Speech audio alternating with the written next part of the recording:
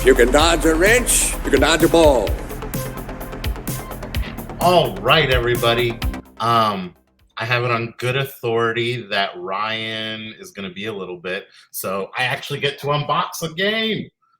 Today we're doing Hippocrates, or if you're an American, Hippocrates. And I got the Super Spiffy Deluxe version, so you guys got to check out some of these components. They are amazing. And we got to do it quick before Ryan shows up.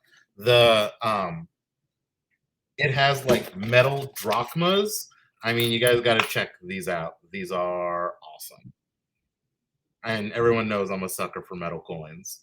And then, so what you're doing is, I'll be real honest, I'm not quite sure how to play the game. I bought it based solely on the bits and pieces that come with it. So check out these little like potions that you have to, I assume, make to feed people to cure them. Like I said, I'm not real sure, but they are super, super cute. But yeah, and the dice look really cool. I love these dice too. So if everyone can check that out. But also, you know, because I had to get the deluxe version, I also got the extra large board that, in all honesty, it's bigger than my table, and I can't get it to like unfold. Hey, Al. Hey. Oh wait a minute. My! What is going on there? I don't. Are you? I got a board. You've been compromised. It's honestly, it's about the size of it's to scale to what a real, I assume, Greek hospital is sized as. A Greek hospital? That sounds cool. Yeah. That's right up my alley. Yeah. Sorry, I'm a bit late. I was trying to stop myself timing out in a game. I was gonna say you have probably had a few games in your queue, so it gave me a little extra time to actually get to slightly unbox a game. one or two games in my queue, absolutely. So, wow, what was that, Al? So there we go. Hippocrates. Oh, cool. Metal coins galore, or actually, because it's ancient Greek, metal drachmas. Oh, I love that. Absolutely love that. But honestly, that is the key to my heart. I will buy anything with metal coins, which, funny story, that's how I discovered the game Scythe that I love so much. It was a Kickstarter and they had metal coins, and I was like, sold. And then it turned out to be a really good game. Done. Yeah, Scythe is really good. I've only played it the once, but yeah. It's I mean, it's also worked out the other end where I have some really cool metal coins for some really shit games, but we don't talk about those. MarkBot3000 apparently saying that my queue gives him anxiety.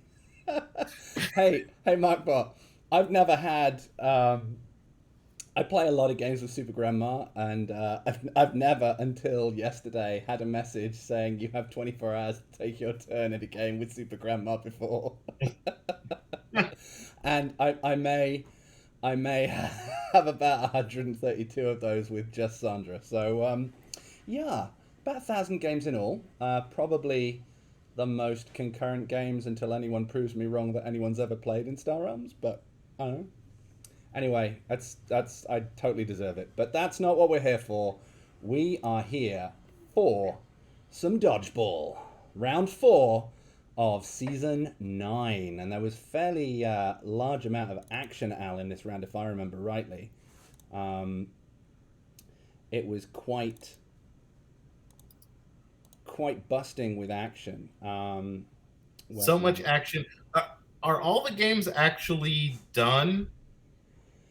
From round 4, oh, hang on, no, they're not, are they? Because doesn't, I think Osmosis Brent have, doesn't he have a game still? I mean, I think technically all the matches are decided, but I think so. I think there are some outstanding games with an outstanding player. That's right. Needs to get better cell phone coverage. But be that as it may, it doesn't affect the results from round 4. So No, we it we can be clear about the standings as we go into round 4, and sitting pretty at the top there are Dodgemeisters making dodges, followed by Dodge at Trebek, and then motivational catches, Catch in a Box, Catch at the Roxbury, more Cowball Debbie Dodgers, Dodgy as Pumpkins, which still makes me chuckle when I think of that sketch, and then Chip and Balls, and all the way at the bottom with 0 wins, what a bunch of losers, wild and crazy throws. And nothing bad could happen with that statement. But before we get to any of the round 4 action, we've got some tea. Yay, T. So it's not as much TL as maybe the previous week. I was stuck without. I talk about cell phone coverage. I was stuck. I timed out of like 4 ranked games actually because I went camping for 3 days, and my opponents were not gracious enough to delay taking their turns. So I lost a few of those. However, from Suck It Trebek chat, we've got Chasmo kind of saying, like, we were up 3-1 last match, and we're up 6-2 in this one, and we lost them both. We need a closer. And his captain then kind of tartly reminded him that that was supposed to be, in fact, Chasmo. So, not a bad point, you know. First round picks should be closers, but I believe coffee is for closers, Al, right? And probably donuts too. That's right. Probably. I mean, donuts go well with coffee, or I would assume. I don't really drink coffee. It tastes like burned toilet water. That's fair. And then we've also got from Catch at the Roxbury chat. We've got a conversation that kind of involved a lot of navel gazing. So we're on track to kick off the round with this historically dominant 2-5 race record. I see no problem here, said Nautical Stew. And Cranky, the correlation between initial race wins and match wins is lower than you'd expect. Let's see how it plays out. The throws start. Jelly hits Nautical Stew. Jelly hits Juan. Jonah catches Cranky. And then Juan, so 3 of us out already. This started nicely and they have all the balls. I like it. Winning this match is going to be epic. And Captain Brent chips in that they're tired of winning the old-fashioned way. It's time to spice it up. Brilliant strategy to have our top 3 picks benched first. Then we revive for the victory. Stews, right in there, it's the Rocky formula. This is where an early loss inspires an epic redemption at the end. And Captain Brent's right on that page exactly. Juan is joining, saying they can't have any more confidence than this. And sir, the ultimate way to lull them into a false sense of security. And then Juan finally is like, and that will be their fall. They thought that letting them get 5 balls during the races was the ultimate trick to cool them down. And then there was another layer, but we'll come to that later. I feel like leaving that tea until later. So that's all right. All the men on Catch at the Roxbury basically immediately voiding themselves out of competing in that game. Well done them. And then in the Dodgy as Pumpkins chat, there may have been commentary about my queue. Someone declaring that they sent 88 challenges. And Jester was like, why would you do that? And there was some very good logic behind it. He's 44 years old, double that. He's swarm crazy, and Super Grandma encouraged me to do so. She sent even more, and I think that blew Jester's mind. It's too much time on everybody's hands. So yeah, that's a thing. But that's all the tea we've got, I'm afraid. Not super delightful as it has been in previous times. But don't forget, and if Al could kindly drop that into chat, it's srdbtattler@gmail.com if you've got any of those delightful morsels of tea for us for round 5 next time. DG3 and Wheels like to get eliminated early. Dusto saying there's a lot of early eliminations going around. Dusto, it's not all chippables. That's the back. But on court 1, speaking of chip and balls, we've got chip and balls versus Catch in a Box, and this game, Al, that's not the chip and balls game. This is going swimmingly. No. This one is though. So we've got chip and balls and Catch in a Box. Catch in a Box going 5-2 on the races. Only Cisco Alvarez and Acox89 winning their race ball. Meanwhile, Rip, Binkley, Dusto, Wheels, and DG3 all taking the race balls for their team. However, after a kind of an initial salvo where Binkley, DG3, Alvarez all get some balls in the air and nothing really gets sticky on a face, Acox89 catches and eliminates Wheels to begin proceedings, whilst Drew the Rat catches and eliminates Binkley, a familiar story for good old Bishop there. He's a pro. Rip takes out PC Load Letter with a return zombie salvo, but it's Acox eliminating Diana B and Cisco Alvarez eliminating Dusto, and then very quickly following that up with an elimination of Yarboa, and all of a sudden it's 5 sore bottoms to 1 as the Chip and Balls make an absolutely blistering start to the game out. However, as we move into the kind of the middle phase, Drew the Rat can't peg DG3 and Acox misses Rip, and DG3 dodging Acox allows the ball open for Yarboa to take out Super Grandma. DG3 then takes out Chasmo whilst missing Cisco Alvarez, and Rip eliminating Bahamut 619 and DG3 eliminating Cisco Alvarez, and all of a sudden the game is very, very level. Cisco Alvarez can't take DG3 again. Drew the Rat dodging the throw from DG and then eliminating DG3 on the return hit, dodging the zombie ball from him before Rip takes out Acox89. Now DG3 with the zombie ball takes out Drew the Rat, and Drew the Rat eliminates Rip, but Rip, final ball in the air, catches Drew the Rat and revives Wheels to take the game in a thrilling finale whilst everybody around him is dead. So there's a little confusion. So yes, this was the round 4 matches, the recap that he went through. That was Dodget Trebek versus Catch in a Box that we just went over. That was. Have we? I think there was a little confusion because the court says Chip and Balls versus Catch in a Box. So I'm just making sure people understand that was Dodget Trebek versus Catch in a Box. That was Dodget Trebek versus Catch in a Box, yeah. My slides are all over the place. You remember when we were talking earlier and how relieved you were about being so prepared? Being so prepared, like you got stuff done early and you weren't scrambling till the last minute to do things. This is going swimmingly, isn't it? This is what happens when we over prepare. Oh dear. So let's see, what are the games that we should be looking at, because this clearly is our finest failing yet. Season 9, round 4.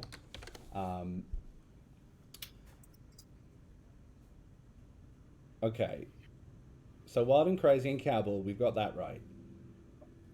Catch in a Box and Dodge at Trebek, we've got right from the spreadsheet, read it out in the wrong order. That's fine. Yeah. That's round 9, that's round 5, that's round 4. Court 1 is Chip and Balls, a catch at the Roxbury. And is that what the slide says? The slide. No, it says Catch in a Box. Okay, so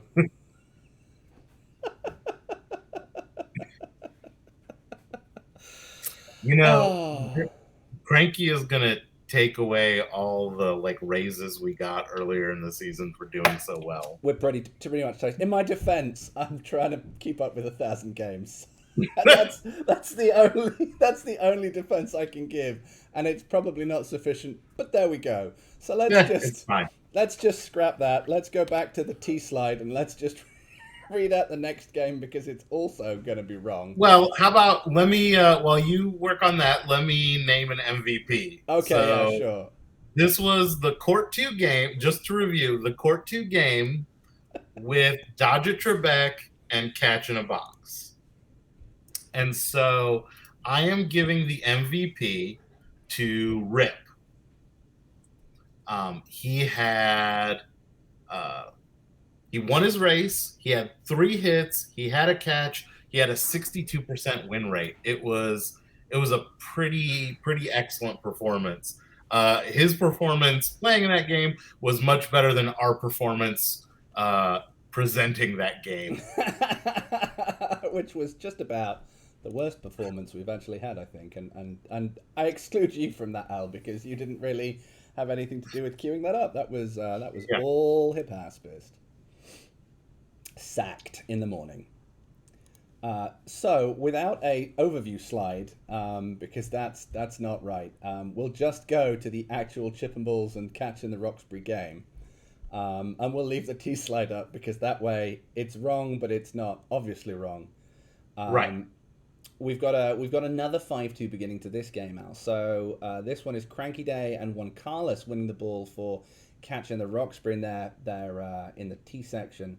The 5-2 comment about going behind, and obviously that's a winning strategy, as Darklighter, JL, Jonna, and Darth Kronos and Vorazori will take their race balls. Now, very quickly, as we already heard in the gossip section, JL took out Nautical Stew and Juan Carlos in consecutive balls before Jonna Ann catches and eliminates Cranky Day with the next ball, and Darklighter eliminates Sir Thestral with the next ball. So in 5 balls, Catch at the Roxbury are 4 cold bodies down for 0 reply.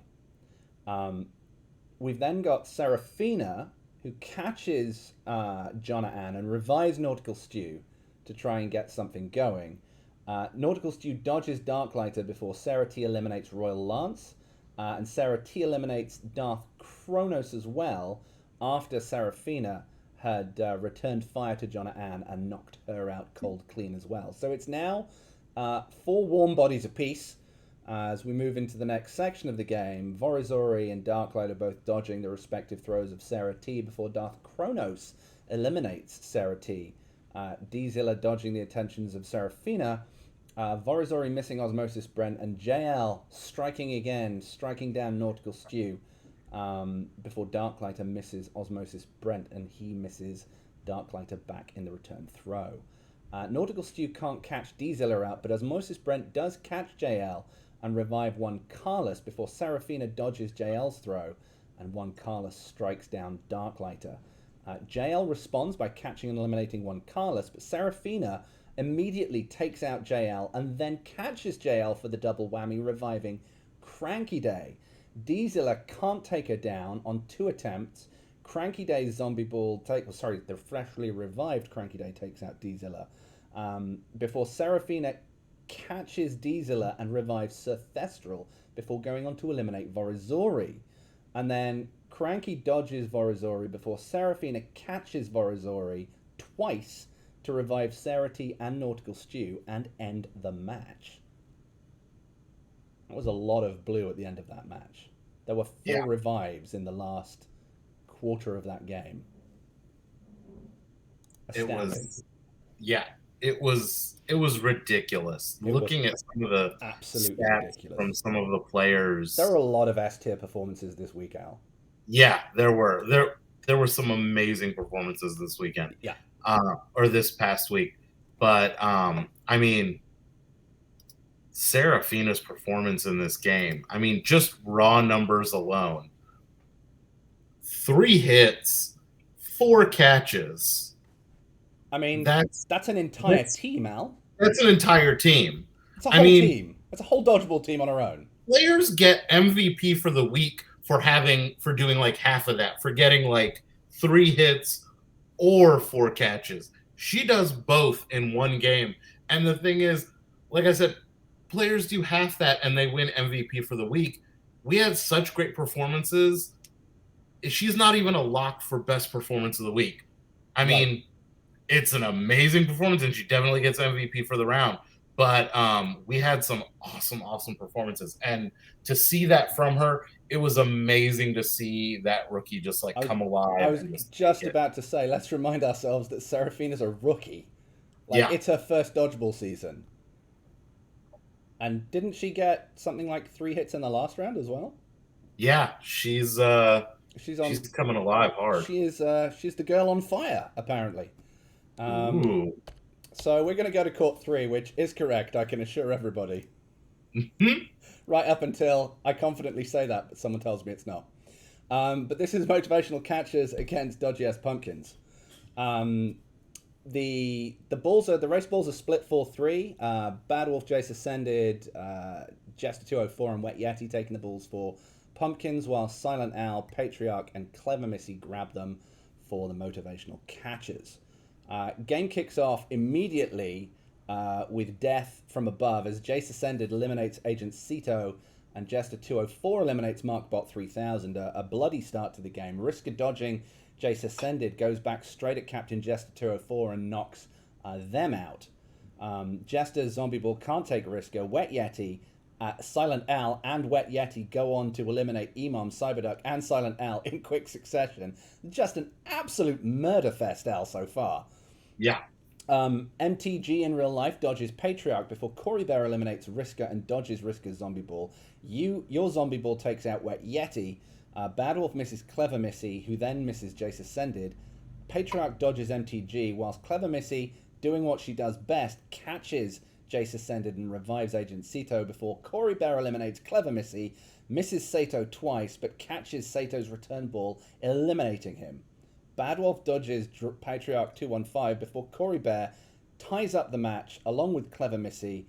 There's a Patriarch 215 elimination and a return fire against Jace Ascended. And that's a Dodgy S Pumpkins victory.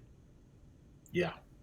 What have we got there? It's something silly like, is it 20? 23 balls? 23 balls. That's what I make it. Oof. It's almost the quickest match, but not quite. Yeah. Yeah, that was savage and brutal, Al. It was a ton of eliminations. It was all I can say for my team was we were real excited when Corey Bear lost his race because we're like, oh, we don't have to worry about him. We can bench him for a while in terms like we can just sort of freeze him out. And then he suddenly got a hold of a ball and everything went to shit.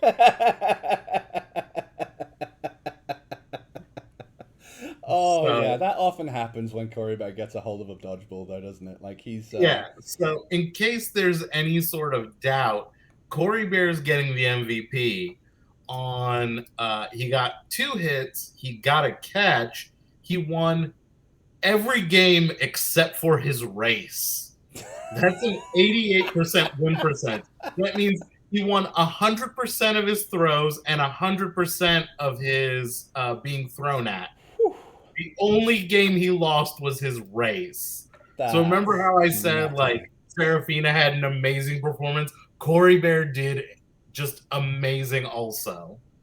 I mean, yeah. If the only game you lose is your race, then like you're never dying and that's impossible to defeat. But I think the way he got a ball is we hit somebody else and they handed their ball to him and we were all like on our team like, shit. Oh no. What have we done? What have we done? Why didn't you give them time to throw it back at you? Oh dear. I mean, congratulations to Corey Bear. We know he's quality. Great. Yeah, when the man gets a ball, people hit the bench real fast. And Corey Bear, you're right, Mark Bot. Corey Bear is indeed an absolute beast. Onto court 4, more Cowball versus the haven't won a game yet. Wild and Crazy Throws down at the bottom of the table. Surely an easy victory for the Cowballers, right? Well, sure. Wild and Crazy Throws take 4 of the race balls as Penguin Army, Ninja Nin, Guianos, and Agent C13 grab their balls and Tats, M-Colo, and Poop Deck grab theirs. Now I'm actually camping for most of the start of this round, so like I came back to absolute insanity because I literally didn't have signal. It's not that I couldn't play quickly, I just couldn't play. So Ninja Nin and Stoic get us going, missing Fire Driller and dodging Penguin Army's throw. M-Colo then takes out Lady Stacy. Ninja Nin eliminates Fire Driller, and Agent C13 takes out M-Colo in 3 quick successive balls. M-Colo misses with her zombie ball, trying to take out Zim on the seasonal grudge match of all grudge matches there. CJK misses Zim with his attempt to get justice for M-Colo. And Zim misses CJK in the return. Zim finally, though, gets CJK on his next ball, whilst Tatiana eliminates Agent C13. Poop Deck misses Baggio. Zim eliminates Tats before Tats' zombie ball gets Zim. But Zim, not before Zim fires off his ball against Poop Deck and takes her life. Penguin arming dodging Sturrock. Poop Deck Zombie Ball taking out Baggio 10, and Sturrock catching Agent C13 and reviving Fire Driller.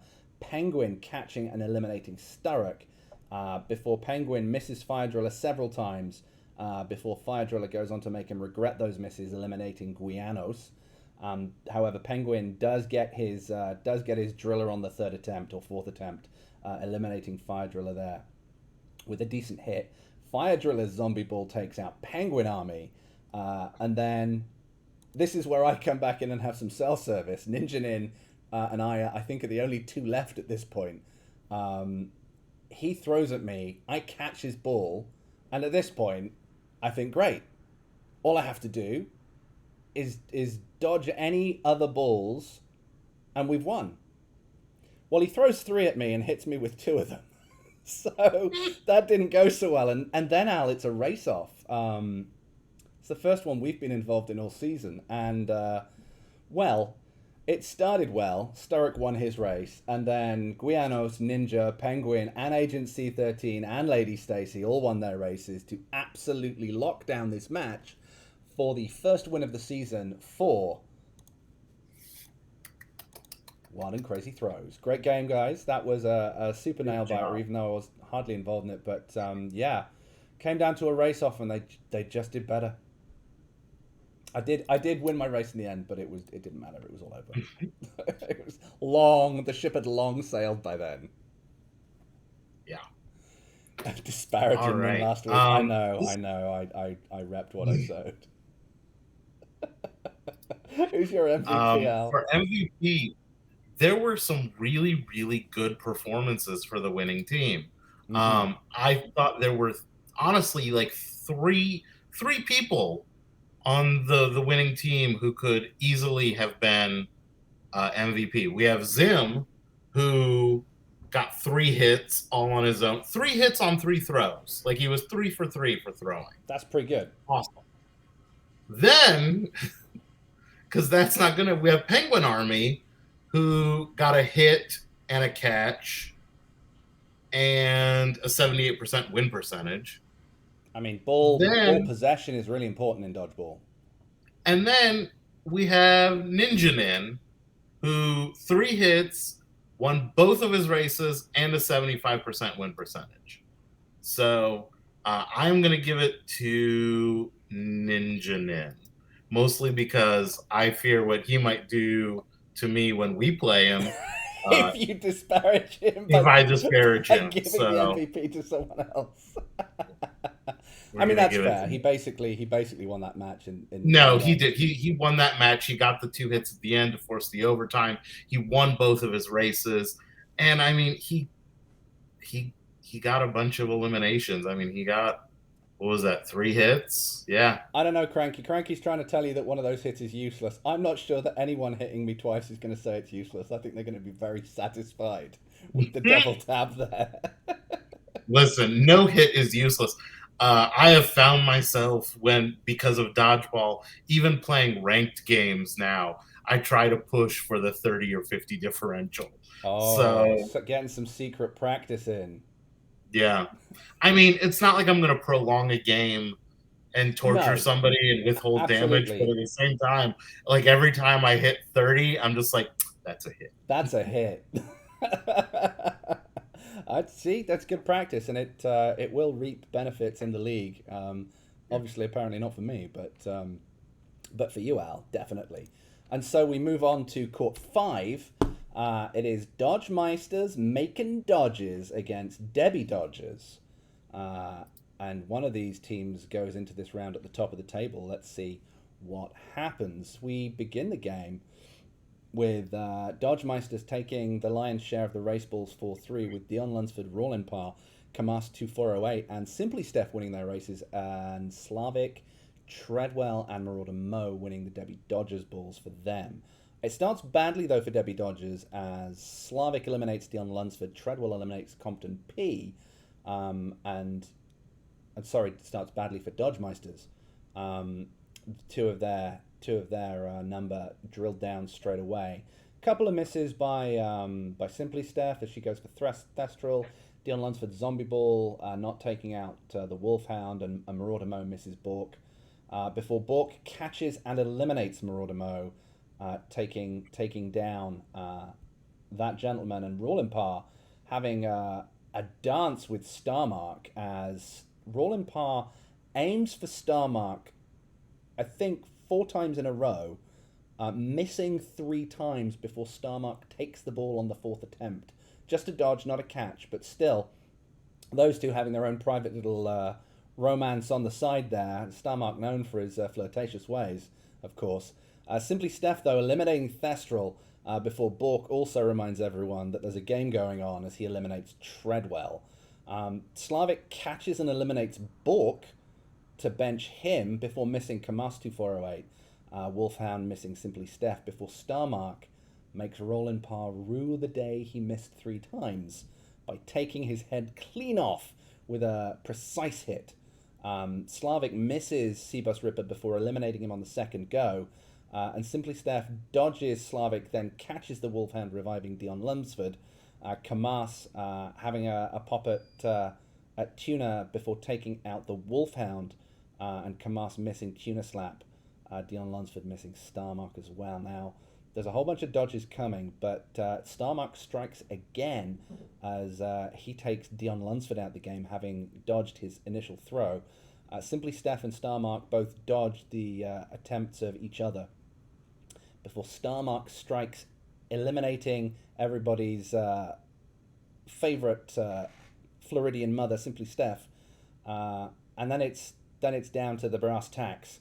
Starmark and Tuna Slap going at it. Kamas missing Tuna Slap as well.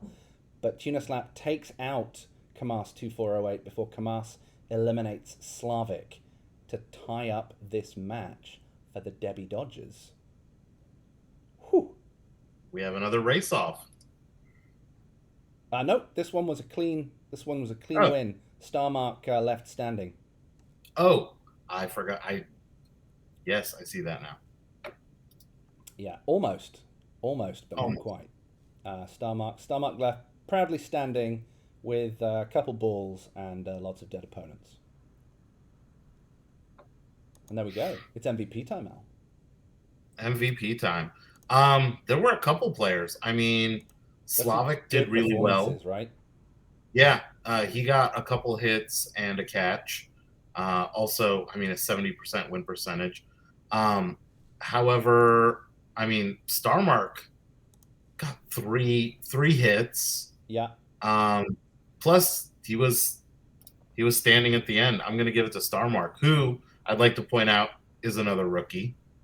Yeah, absolutely. Another great rookie performance. And Starmark's been quietly competent this season. He's posted some good numbers. I mean, I used to that, seeing him in the queue, and he absolutely obliterates me more than half the time. So yeah, it's no surprise, but Dodgeball can be a different game. He also hangs around in the tournaments quite a bit too. The online tournament. Yeah, the online tournament's definitely a thing he does. Hypaspist says tied up, not for a tie, but for a finish. Yes, sorry. Well, you can also tie something up, as in closing it. So I understand where you're coming from, Cranky, but I'm going to fight my corner here. Tying up the match is a way of saying that it's ended. Anyway, nitpicking aside, we got the MVP for this match, Al. Yeah. So do you want to do performances of the round and Moneyball before we go to the standings before round 5? Sure, we can do that. Yeah. So, like I said, there were really, really good performances this round, especially from rookies too. Starmark, Serafina. It was pretty ridiculous. However, I am going to give it to Serafina. I mean, 3 hits and 4 catches. That is absolutely ridiculous. That's seven elimination. I mean, essentially, I mean, not all the catches were actual eliminations; they were revived, but still, 7 elimination results. That is ridiculous. That is a whole team effort. Anyone, Out of one absolutely person, anyone so. would be just Yeah. ridiculously proud of 7 eliminating results in a match. Right. I mean, if we're being honest, statistics wise, she had the best performance of the match, and because she's a rookie, she honestly probably could have taken the money ball award also. I think quite easily as well, but you know we try Yeah. and spread it around, and Right. you know, We don't like giving one person every award. yeah, So absolutely. Moneyball is going to my man Rip.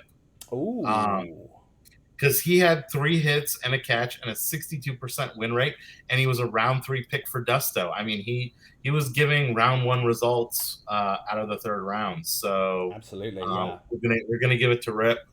Sounds good. Good. He's Jeremy's a quality guy. And Yeah. again, another beast in the queue with his reclamation station nonsense that he sports with heroes and all that jazz. Not that I've ever been saltily at the destroyed end of that by any means. No. No. But standings as we go into round 5. So at the top of the table now, we've got the Serafina powered Catch at the Roxbury going to the top. Breakers ahead of Catch in a Box, and Dodgemeister's making dodges, bringing up the close run 2-2s.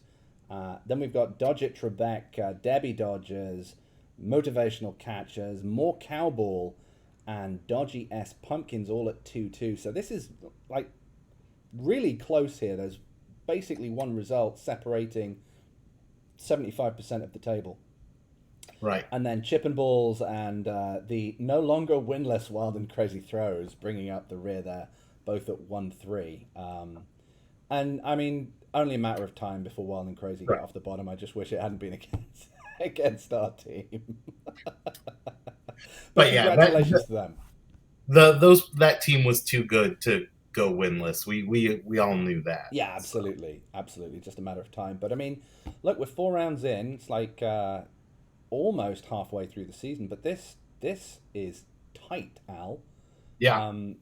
You know, there's lots of people beating each other and keeping everyone in the race. So this is going to be a really exciting kind of back 5 for this season. We'll see how this shapes up. Getting kind of interesting as well. So I don't want to spoil anything, but I don't think more Cowball are going to be winning this season. May have had a bad result against Serafina that knocked me into not only the next round but possibly the next season.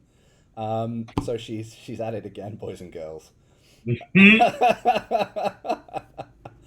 But that kind of wraps up episode 4, round 4 of the Star Realms season 9. Don't forget to get your tea in. Please get your tea in. Yeah, I will be spending the next week and probably the next month clearing up my queue. So please do send in tea to the email address. I can't wait to see which happens first. You clear up your queue, or Vori finishes his round 4 game. Well, I am playing a ridiculous. You know, I worked it out before we get to Ultimate Shootout, which Cranky Day has generously reminded us of. We've got to plug that. I did work out that if on average it took, with loading times and like review of the opponent's turn times, and my animations are pretty quick. If every game took 30 seconds, it would take me something like 8 hours and 20 minutes to completely clear my queue of games.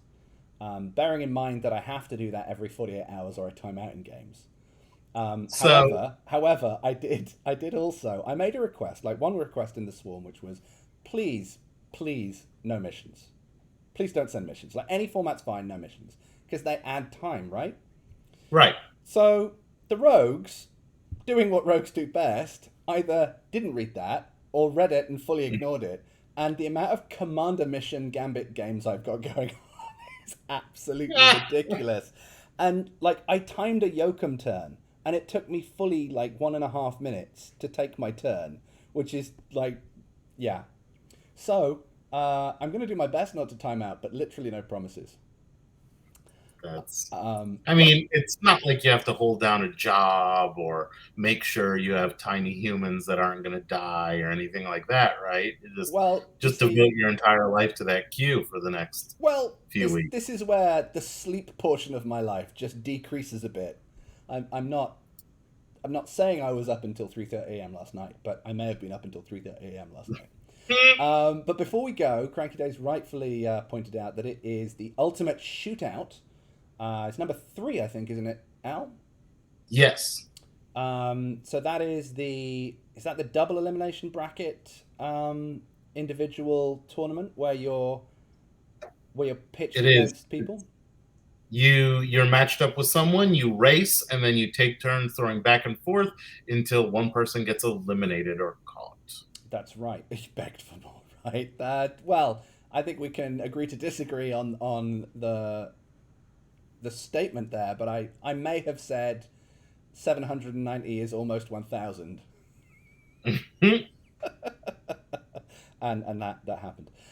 Yeah, so you basically play a mini match of dodgeball against one person, and winner progresses. So that's pretty cool. I think Cranky's set to go fairly soon, but I think there's still space. So get yourselves down there. I may join in. I'm able to play games real time if I can find the right window with the right person to play them in. So I might dip my head in. See, he begged. We have very different ideas of what begs is. But yeah, check out the Ultimate Shootout. It's going to kick off fairly soon. Cranky's got it all set up to go as he always does because he's very organized, unlike myself. And yeah, we'll see you there. We'll see you in the round 5 show whenever that occurs, which probably won't be too far in the future because I think the round 5 games are kind of ticking down. I mean, some even before round 4 games are over. So we'll see you then. And it's goodbye from me, and it's goodbye from him. Goodbye.